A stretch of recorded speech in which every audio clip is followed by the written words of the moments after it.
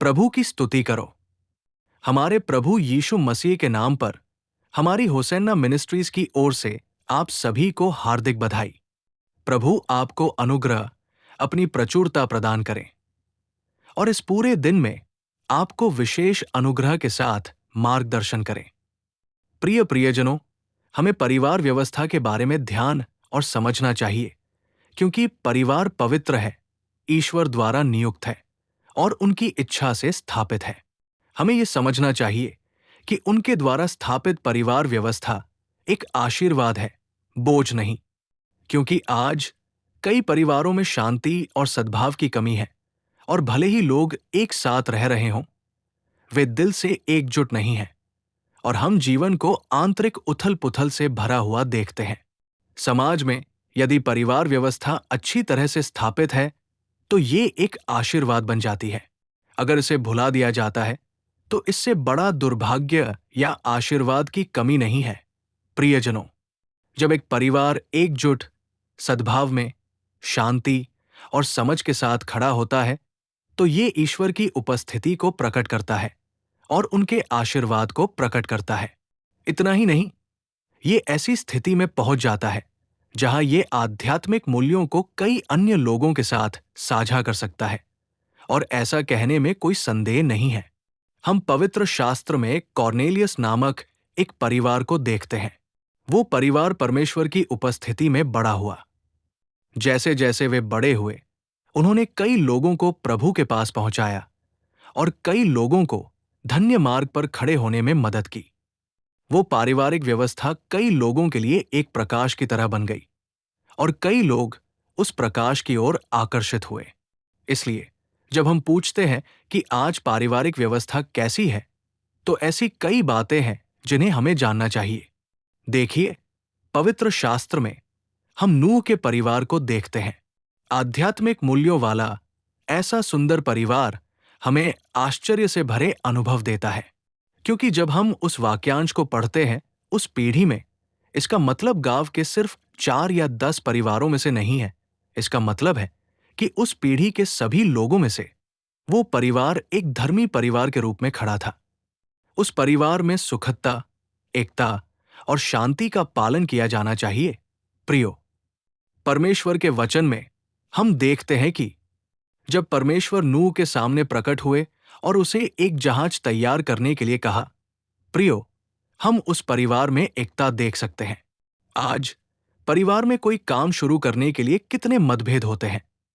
कोई सहमत होता है, कोई नहीं। कोई हाँ कहता है, कोई नहीं। परिवारों में ऐसी असहमति के कारण कुछ भी पूरा नहीं हो रहा है, कुछ भी नहीं बन रहा है और कुछ भी आशीर्वाद के रूप में नहीं खड़ा है। हम आध्यात्मिक मूल्यों को प्रकट नहीं कर सकते हैं। इसका कारण यह है कि लोगों के बीच एकता और सद्भाव की कमी है। नूह के परिवार को देखें। हम जानते हैं कि नूह के 3 बेटे थे, शेम, हाम और येपेत। तीनों विवाहित थे और उनकी बहुएं थी। उस घर में एकता ऐसी थी कि जब परमेश्वर ने नूह से बात की, तो पूरा परिवार एक स्वर में उस वचन पर सहमत हो गया और उस कार्य में खुद को समर्पित कर दिया। उन्होंने परमेश्वर की आज्ञा को पूरा करने में जरा भी संकोच नहीं किया। इसलिए देखिए, केवल वही परिवार बचा था और हम वचन में पढ़ते हैं कि केवल उस परिवार के सदस्य ही बचाए गए थे। यदि परिवार व्यवस्था को बहुतों के लिए आशीर्वाद बनना है, तो एकजुट मन आवश्यक है। जब सदस्यों के बीच ऐसा एकजुट मन होता है, तो वो परिवार स्वर्ग जैसा बन जाता है और परमेश्वर द्वारा प्रदान किए गए उद्धार और आशीर्वाद को प्राप्त कर सकता है। चाहे माता-पिता हों, बच्चे हों या पति-पत्नी हों, वो एकता, वो शांति और वो सहमति वाला मन अवश्य होना चाहिए। यही परमेश्वर का वचन कहता है। प्रियो, 120 वर्षों तक नूह ने संदेश का प्रचार किया। ये कोई ऐसी बात नहीं थी जो 4, 5 या 10 दिन या यहां तक कि कुछ वर्षों में हो जाती। उस समय परिवार के भीतर मतभेद की संभावना भी थी। प्रियो, आज कुछ परिवारों में पति बहुत ही धार्मिक व्यक्ति के रूप में दिखाई देता है, लेकिन पत्नी में वैसी भक्ति नहीं दिखती। माता-पिता ईश्वरीय दिख सकते हैं, लेकिन बच्चे उस भक्ति को प्रतिबिंबित नहीं कर सकते। हमेशा किसी न किसी रूप में विरोध होता है। प्रियो, कुछ परिवारों को देखें, वहां हमेशा झगड़े झगड़े झगड़े होते हैं। एक दूसरे पर कोई भरोसा नहीं है, एक दूसरे की बातों से सहमत नहीं होता। मतभेद और ऐसी चीजें आपस में बहुत गहराई से जुड़ी हुई है। प्रियो, परिवारों में जब नूह 120 वर्षों तक प्रचार कर रहा था, ऐसे विचित्र समय में भी परिवार के भीतर कोई विरोध या बाधाएं नहीं थी। तुम बार बार एक ही बात क्यों कह रहे हो? वे ऐसा कह रहे हैं, ये लोग वैसा कह रहे हैं। आज हम समाज में अपना सिर ऊंचा नहीं उठा पा रहे हैं। वे हमें इस तरह देख रहे हैं, दूसरे हमें उस तरह देख रहे हैं। अगर तुम्हारे पास भक्ति है तो वो तुम्हारे पास ही रहनी चाहिए। ऐसे जहरीले शब्द, ऐसी जहरीली नजरें या विरोधी शब्द उनके मुंह से नहीं सुने गए। उन्होंने सबने मिलकर जहाज बनाया और वो जहाज उस परिवार और उन व्यक्तियों को बचाने में सक्षम था। इसलिए मेरे प्यारे भाइयों और बहनों, आज हम दुनिया के लिए, एक ईसाई परिवार दुनिया के लिए एक दीपक की तरह है। बहुतों को उस प्रकाश तक पहुंचना चाहिए, बहुतों को उसकी उपस्थिति तक पहुंचना चाहिए। जब हम कहते हैं कि हमारे परिवारों के माध्यम से बहुतों को आशीर्वाद मिलना चाहिए, तो परमेश्वर का वचन कहता है कि हमारे पास ये एकता, सामंजस्य और एक सहमत मन होना चाहिए। मैं आपको एक और बात याद दिलाना चाहता हूं। इसहाक को बहुत आशीर्वाद मिला, वो बड़ा हुआ और प्रभु ने अब्राहम की संतान को आकाश के तारों की तरह आशीर्वाद दिया। पहला व्यक्ति इसहाक प्रतीत होता है। जब हम पवित्र शास्त्र में देखते हैं तो इसहाक को इतना आशीर्वाद मिलने का कारण यह है कि वो कितना सहमत मन था। बचपन से ही हम इसहाक में उस अनुभव को देख सकते हैं। जब परमेश्वर अब्राहम के सामने प्रकट हुआ और उससे कहा, अपने इकलौते पुत्र को, जिसे तू बहुत प्यार करता है, ले जा और उसे एक पहाड़ पर बलि के रूप में चढ़ा, जो मैं तुझे दिखाऊंगा। प्रियजनों, अब्राहम ने एक शब्द भी नहीं कहा। उसने इसहाक को लकड़ी और आग हाथ में लेकर पहाड़ पर चढ़ाया।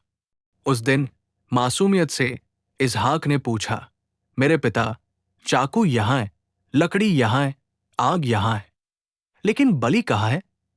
उस दिन अब्राहम ने जो उत्तर दिया वो विश्वास से भरा था। परमेश्वर प्रदान करेगा। सचमुच उसने प्रदान किया। लेकिन मैं आपसे जो बात कहना चाहता हूं वो ये है, अब्राहम वहां गया, लकड़ी को व्यवस्थित किया, अपने इकलौते पुत्र को बांधा, उसे लकड़ी पर रखा और चाकू उठाया। जब अब्राहम ने कहा परमेश्वर प्रबंध करेगा, तो यहां जब इसहाक को बांधकर लकड़ी पर रखा गया, तो इसहाक को क्या कहना चाहिए था? ये क्या है पिता? क्या यही है जो परमेश्वर प्रबंध करेगा? आपकी भक्ति ने हमें विनाश की ओर ले आया है। भक्ति, भक्ति, भक्ति। आपने केवल भक्ति की बात करके हमें इस स्थिति में पहुंचा दिया। लेकिन उसने विद्रोह नहीं किया या विरोध नहीं किया। यहां तक कि जब उसे अपने प्राण त्यागने का सामना करना पड़ा, तब भी उसने अपने पिता की बात नहीं मानी। उसने अपने पिता की आशा पूरी की। वहीं इसहाक परमेश्वर की दृष्टि में धन्य हो गया। प्रियजनों, आज माता पिता जो काम करते हैं वो बच्चों को पसंद नहीं आता। उनके विचार एक बात है, माता पिता के विचार दूसरी बात है। वे ऊंचा सोच सकते हैं, बच्चे नीच सोच सकते हैं। बीच में हम जो सामना करते हैं वो ये है, हम अपने जीवन का निर्णय करें, हम अपने भविष्य का निर्णय करें। आज के युवा कहते हैं हम निर्णय करें और साहसपूर्वक बोलते हैं। माता पिता अपने बच्चों के लिए कुछ करने के लिए बहुत सोचते हैं, संघर्ष करते हैं और भागदौड़ करते हैं। लेकिन बच्चे अपने विचारों के अनुसार चलना चाहते हैं। वे अपने माता पिता को उत्तर देते हैं, हम अपना जीवन स्वयं चुनना चाहते हैं, हम अपने निर्णय स्वयं लेना चाहते हैं। आप कौन होते हैं हमारे बारे में निर्णय लेने वाले, हमारे अपने निर्णयों को दरकिनार करके? आज परिस्थितियां इतनी गिर गई हैं प्रियो, इसीलिए आज ईश्वर के प्रिय बच्चों, हम अच्छे और श्रेष्ठ अनुभव नहीं देख पा रहे हैं। लोगों की जो इच्छाएं होती हैं वे उन्हें पूरा करने का प्रयास करते हैं। लोग जो आशाएं रखते हैं वे उन्हें साकार करने का प्रयास करते हैं, लेकिन हम उन्हें ढहती हुई पारिवारिक व्यवस्था के संदर्भ में देख रहे हैं। प्रियो, ये बहुत दुखद है। हमारे जीवन में ऐसी चीजें हमसे दूर होनी चाहिए। जैसे इसहाक ने अपने पिता के प्रति सहमति से समर्पण किया, जैसे नूह के बेटों ने अपने पिता के प्रति समर्पण किया। अगर आज पारिवारिक व्यवस्था में हम समर्पण कर सकें, सहमत हो सकें और एकजुट और सामंजस्यपूर्ण तरीके से रह सकें, तो परिवार स्वर्ग की तरह बदल जाएंगे। परिवार धन्य हो जाएंगे। प्रभु हम सभी को ऐसी कृपा प्रदान करें। एक छोटी सी प्रार्थना के लिए अपने सिर झुकाए। हे प्रभु, जीवन के रचयिता, हे अद्भुत प्रभु, हम आपको धन्यवाद देते हैं। पिता, आज सुबह हम पारिवारिक व्यवस्था में मौजूद एकता और सामंजस्य के बारे में बात कर रहे हैं। इस तरह हमारे परिवार को आकार दें।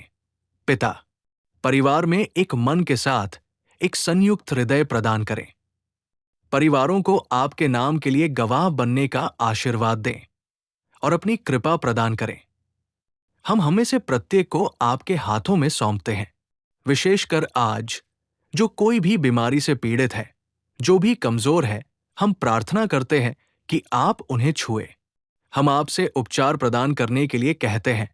प्रभु, इन कठिन दिनों में, इन कठोर दिनों में, प्रभु अपनी दृष्टि अपने बच्चों पर रखें। अपने बच्चों पर अपना हाथ बढ़ाएं। पूर्ण उपचार जारी होने दें। हम हर कमजोरी को दूर करने की आज्ञा देते हैं। यीशु के खून को जीत लाने दें। खून को जीत लाने दें। अपने बच्चों को विशेष अनुग्रह, स्वास्थ्य, आशीर्वाद और अपनी उपस्थिति प्रदान करें। अपने प्रत्येक बच्चे को यीशु के नाम पर अपने चरणों में समर्पित करते हुए हम प्रार्थना करते हैं और मांगते हैं। पिता, आमीन। प्रभु आपको आशीर्वाद दें और समृद्ध करें। मेरा ईश्वर आपको इस पूरे दिन भरपूर अनुग्रह प्रदान करे। आमीन। इन दैनिक अनुग्रह संदेशों और अधिक आध्यात्मिक संदेशों के लिए हमारे YouTube चैनल की सदस्यता लें।